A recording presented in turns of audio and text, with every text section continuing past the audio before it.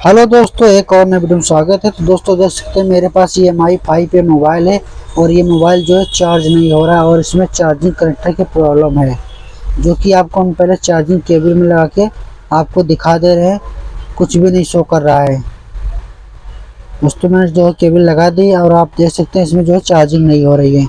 इसको हम आज के इस वीडियो में आपको बताएंगे कैसे आप चार्जिंग कनेक्टर चेंज कर सकते हैं और प्रॉपर अच्छी तरीक़ा से चार्ज करेगा। तो दोस्तों आज के इस वीडियो में आपको कट मत करना, अगर आप कट कर देंगे तो आप नहीं समझ पाएंगे। तो सबसे पहले हम इसकी सिम स्लॉट को निकाल लेते हैं। जैसे कि आप देख रहे होंगे सिम स्लॉट मैंने जो है दोनों निकाल लिए हैं। निकालने के बाद में हम इसका जो पीछे का पैनल है उसका पैनल को पूरा खोल देंगे। जैसे कि आप देख रहे होंगे पैनल जो है मैं निकाल रहा हूँ।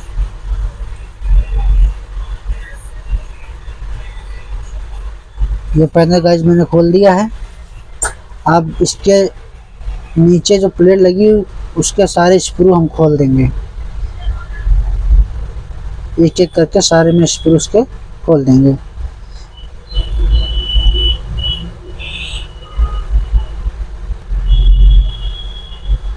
तो उसके सारे मैंने स्क्रू खोल दिए हैं। अब उसके नीचे की जो प्लेट है आराम से निकाल लेंगे क्योंकि इसकी बैटरी भी हिल रही है। मैंने इसको जो है एक एक करके इसको सारा रख देता हूँ अलग। कहीं जो है स्क्रीन के नीचे अगर आ गया तो स्क्रीन भी टूट सकती है। अगर स्क्रीन टूट जाएगी तो भी ज़्यादा नुकसान हो जाता है दोस्तों। इसको कुछ संभाल के अपने आप रखना होता है। जैसे कि अब ये आप देख रहे होंगे प्लेट मैंने निकाल ली है। प्लेट निकालने के बाद में हम इसको आपको मल्टीमीटर से चेक करा के बताएंगे कैसे आप इसको मल्टीमीटर से चेक कर सकते हैं। तो सबसे पहले हम एक डाटा केबल लेते हैं। डाटा केबल लेने के बाद में मल्टीमीटर से इसको चेक कर लेंगे। तो सबसे पहले हम डाटा केबल लगा देते हैं और आपके सामने मल्टीमीटर से हम आपको चेक करा देते हैं कि वोल्टेज आ रहा है या नहीं आ रहा है। क्योंकि जी मुझे चेक करना बहुत ज़रूरी होता है। कभी कभी क्या होता है कि कहीं मेन पट्टे में वो फॉल्ट होता है या ऊपर जो मेन मदरबोर्ड होता है इसमें भी कहीं फॉल्ट आ जाता है। तो सबसे पहले आपको हम चेक करा दे रहे हैं।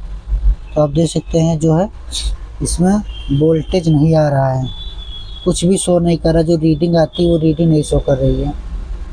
तो दोस्तों चार्जिंग प्लेट से मैं डाटा केबल निकाल देता हूँ। अब मैं इसमें जो है हल्का पेस्ट लगा देंगे चार्जिंग कनेक्टर के ऊपर। कनेक्टर के ऊपर पेस्ट लगाने के बाद पीसीबी होल्डर में इसको अच्छी तरीक़ा से फिट कर देंगे ताकि कनेक्टर निकालने पर ये हिले ना, इधर उधर हिले ना। तो दोस्तों इसको देखते हैं मैं जो है इसको अच्छी तरीक़े से जो है इसमें फिट कर दे रहा हूँ। उसके बाद में पावर कर मशीन से इस पर हल्की हल्की हीट देंगे।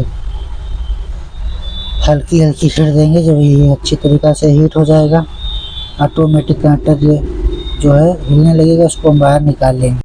तो दोस्तों कनेक्टर मेरा निकल आया है। निकलने बाद में मैं इसको प्लेट को जो है उसको निकाल लेते हैं प्लेट को। उसके बाद में इसको सोल्डिंग आयरन से अच्छी तरीक़े से इस पर सोल्डिंग आयरन से अच्छी तरीके से क्लीन कर देंगे ताकि इसमें कनेक्टर जो लगाने में कोई प्रॉब्लम ना है, प्रॉपर अच्छी तरीक़ा से फिट हो जाए। तो इस पर हम हल्का जो है पेस्ट लगा के इस पर सोल्डिंग आयरन का ये अच्छी तरीक़ा से इस पर जो है चला देंगे, जिससे जो है अच्छी तरीक़ा से क्लीन हो जाएगा और प्रॉपर अच्छी तरीक़ा से इसमें कनेक्टर लग जाएगा। तो जो है उनको साफ़ कर ले रहा हूँ। तो दोस्तों मैं साफ़ हो चुका है। इसमें एक नया कनेक्टर जो है निकाल कर इसमें लगा देंगे। तो कनेक्टर मैं निकाल ले रहा हूँ अपना नया कनेक्टर। निकालने के बाद में कनेक्टर के ऊपर हल्का हम पेस्ट लगाएंगे। पेस्ट लगाने के बाद इसको हम अच्छी तरीक़े से सोल्डिंग भी कर देंगे। सोल्डिंग करने के बाद इसमें प्रॉपर अच्छी तरीक़े से फिट कर देंगे।